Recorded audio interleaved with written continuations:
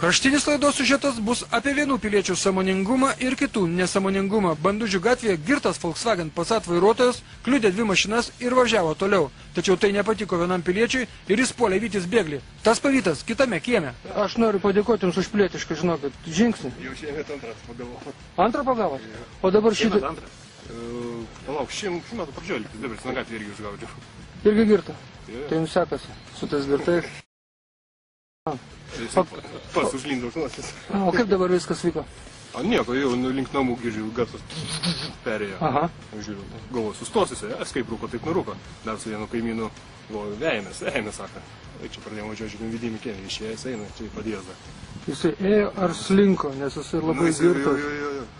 Dar nesupratų, vyrai atsiskaitys viską, nieko nereikia, tai atvažiuos galėsi atsiskaitinėti. Pilietis sėdėjęs prie Volkswagen Passat vairo buvo aiškiai ne savo kailyje, aiškiai, kad galėjo per šonus kaimynams pervažiuoti.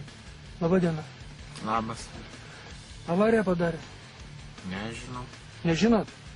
O kas dar policijos automobilyje? Nieko. Jūs nieko nepadarė? Nieko. Girtas esat? Ne. Blaivas? Blaivas. O aš? O jūs? Blaivas. Pačios pirmo... O! Brūkšt. Brūkšt. Ir jo veidrodis, va. Jūs 2 mašinas apgadinote. Čia mano problemos. O kodėl turi būti... Aš turiu sumokėti už tas mašinas. Pačiakauskai, aš tavo žmoną labai gerai pažįstu. Tai, kad tu nedaryk man problemų. O prie ko čia mano žmona dabar ir aš? Palauk. Ir jūs? Aš nieko nepadariau nusikaltimų. Jeigu aš kažkur tai kažką padariau, aš sumokėsiu. Viskas.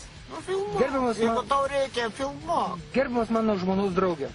Aš jums noriu pasakyti, kad jūs girtas važiavote ir apgadinote kitus automobilius. Aš tą atsiskaitau savo babkiam. Bet kas matė, ką aš važiavau?